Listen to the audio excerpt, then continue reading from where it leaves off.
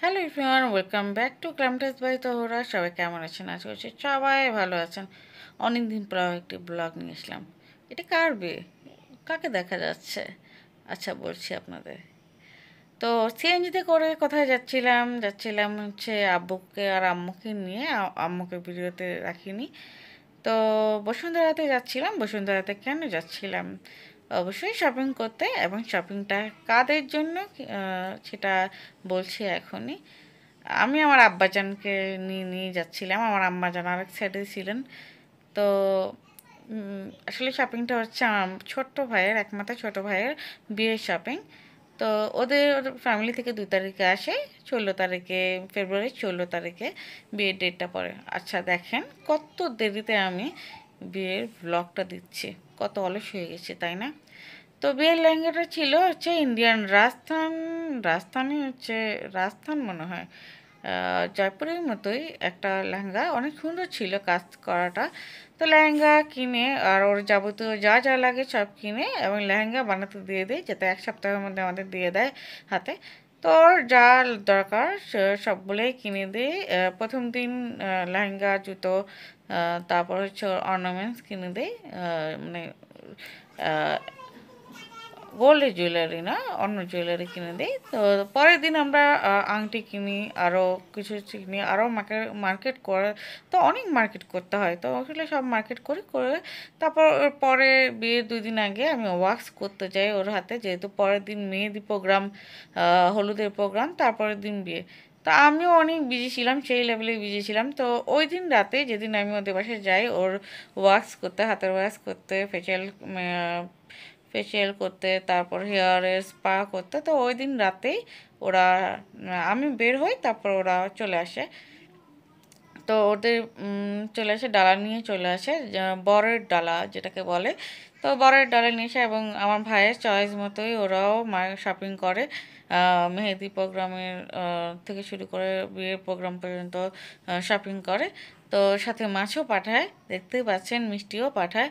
তো অনেক এক্সাইটেড ছিলাম ভাইয়ের বিয়ে নিয়ে। আসলে হুট করে ডেট পড়ে গেল। আসলে আমিও খুবই খুবই খুবই বিজি ছিলাম ক্লায়েন্ট নিয়ে। তো আমি এত টায়ার্ড ছিলাম বলার মতো না। তো আমি ওইভাবে ভিডিও করতে পারিনি, ব্লগও করতে পারিনি। তো ওর মেহেদি একটু একটু ছোটো ছোটো করে ভিডিও নিচ্ছিলাম, যেহেতু আমি ওর মেহেদিতে এবং হলুদে ওকে আমি সাজিয়ে দিই। আর হলুদের দিন একটু সময় পেয়েছিলাম, তো তখন ওদের ভিডিওগুলো করছিলাম। কিন্তু মেহেদির দিন আমার, ওই দিন সকালবেলাও আমার ক্লায়েন্ট থাকে। তো ও, তারপর ওকে ওকে সাজাতে যাই বিকালের দিকে। তো আমার দুদিকে উত্তরা থেকে গুলশান দৌড়াদৌড়ি করতে হয়, অনেক টায়ার্ড ছিলাম। তো যেদিন ওদের বিয়ে সেদিন সকালবেলাও আমার ক্লায়েন্ট ছিল, ব্রাইড ছিল। তো ওটা শেষ করে এসে ওরা আমাদের জন্য বসেছিল। এই যে ভাতের একটা ডালা দেখছেন, মানে প্লেট দেখছেন, যে ওটাতে বড়া দেওয়া আর হচ্ছে মুরগি থাকে বা আস্ত কবুতর থাকে। তো সময়ের কারণে আমরা ওভাবে অ্যারেঞ্জ করতে পারিনি। ওটা হচ্ছে আমাদের ময়মনসিংহ নেত্রকোনার ট্রেডিশন, যে ছেলে বা কনেকে এভাবে ভাতের প্লেট সাজিয়ে দিতে হয়। তো আসলে কাউকে ভিডিও করার দায়িত্ব দিইনি, যার কারণে এমন হয়েছে যে আমি ছোটো ছোটো করে ক্লিপ নিতে পারিনি। তো আমি সবাই সেজে রেডি হয়ে আমরা গাড়িতে করে রওনা দিয়ে দিই 7:30 কি 8টা বাজে তখন। কারণ এর মধ্যে যে সালামি পর্ব থাকে, সালাম করে সবাইকে, ওগুলো কোনো কিছু সব কিছু শেষ করে পরে যাওয়ার সাথে সাথে ওদেরকে বিয়ে পড়ানো শুরু হয়ে যায়। তো আমি বিয়ের কোনো স্লিপ কাটিনি, আমি ওটা রেখে দিয়েছি যে থাকুক স্মৃতি হয়ে। তো যেহেতু ছোটো ভাইয়ের বিয়ে, একমাত্র ছোটো ভাই, তো ব্লগ তো করতেই হয়। কিন্তু আসলে ভুল করেছি, যে কারো হাতে দায়িত্ব দেওয়া উচিত ছিল আমার মোবাইলটা দিয়ে, যে তোমরা ছোটো ছোটো ক্লিপ ভিডিও করো।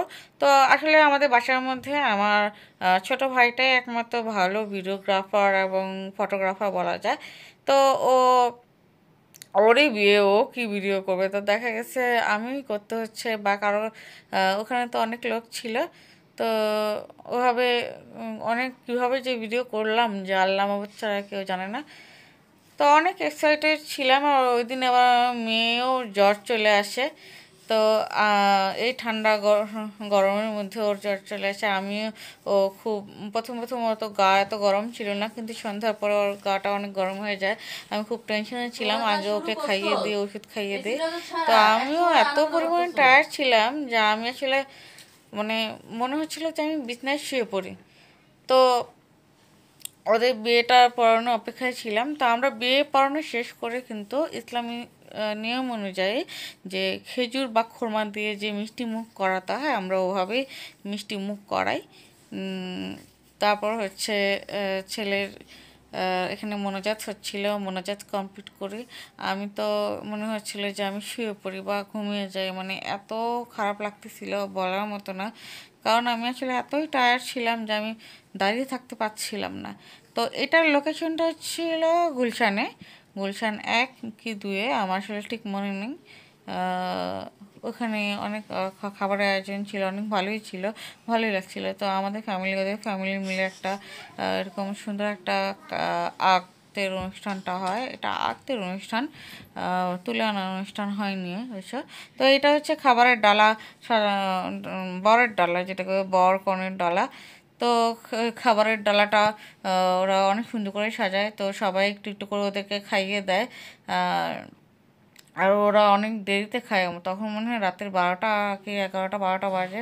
আমি বলছিলাম তাড়াতাড়ি খেয়ে নাও, কারণ অনেক দেরি হয়ে গেছে, তো ক্ষুধা লাগবে। তো তো আমি হচ্ছে আসলে ভূতের মতো সেজে চলে যাই। আমার মনে হয় যে আমি বেশি করতে পারিনি। আহ, সবাইকে এত সাজুগুজু করে দিয়ে একটা মানুষও বললো না যে আপু তোমার মোবাইলটা দাও, একটু ছোটো ছোটো করে ভিডিও করে দিই। আমার বাসার সত্যগুলো হচ্ছে পাগল পাগল আছে, ওই পাগলগুলোকে হচ্ছে বকা দিতে হয় যে করো, ভিডিও করো, বলে দিতে হয়। তো সব কিছু আমারই বলে দিতে হয়। তো এই জন্য আমি আর ধুরু সব কিছু বাদ দিয়ে ওদেরকে সাজিয়ে দিচ্ছি। আর ওর মেকওভারটা করা হয়েছিল শাহিদা হাসান আপুর কাছ থেকে, যেটা আমি বলতে ভুলে গেছি। তো পরের দিন, একদিন পরে ওরা আমাদের বাসায় চলে আসে। খুব ভালো লাগছিল যে ওরা ওরা আসে। তারপর হচ্ছে আমার আম্মু সুন্দরভাবে, আমরা যেভাবে একটা বউকে বরণ করে নিতে হয় সেভাবে বরণ করে নিই। খুব এক্সাইটেড ছিলাম ওরা চলে আসাতে। ফুল খুঁজে খুঁজে ফুল বের করে তারপরে ওদেরকে ফুল দিয়ে ঘরে তুলি, মিষ্টি মুখ করাই। তারপর হচ্ছে আম্মু বউকে একটা স্বর্ণের চেন দিয়ে ঘরে তুলেন। আর আমি আম্মুকে বলেছিলাম যে আম্মু যেভাবে বউকে বরণ করা উচিত ঠিক সেভাবেই তুমি করো। আমার আম্মু ঠিক সেভাবেই করে, তারও এভাবে প্ল্যানিং ছিল যে তার ছেলে বউকে এভাবে ঘরে তুলবেন। তো ভালোই ভালোই সব কিছু হয়ে যায়, অনেক ভালো ছিল। তো আমার হাজব্যান্ড এখানে প্রেজেন্ট থাকতে পারেনি, বাকি 2 জামাই ছিল, যেহেতু সে চট্টগ্রামে থাকে তো সে আসতে পারেনি। তারপরে একটু মনে একটু খারাপই ছিল যে সবাই ছিল, সে ছিল না। তো তারপর হচ্ছে সবাইকে সালাম করার পর্বতে শেষ হয়ে যায় আমাদের ব্লগ। এতে ভালো থাকবেন সবাই, ওদের জন্য দোয়া করবেন। আল্লাহ হাফেজ। এ পর্যন্তই।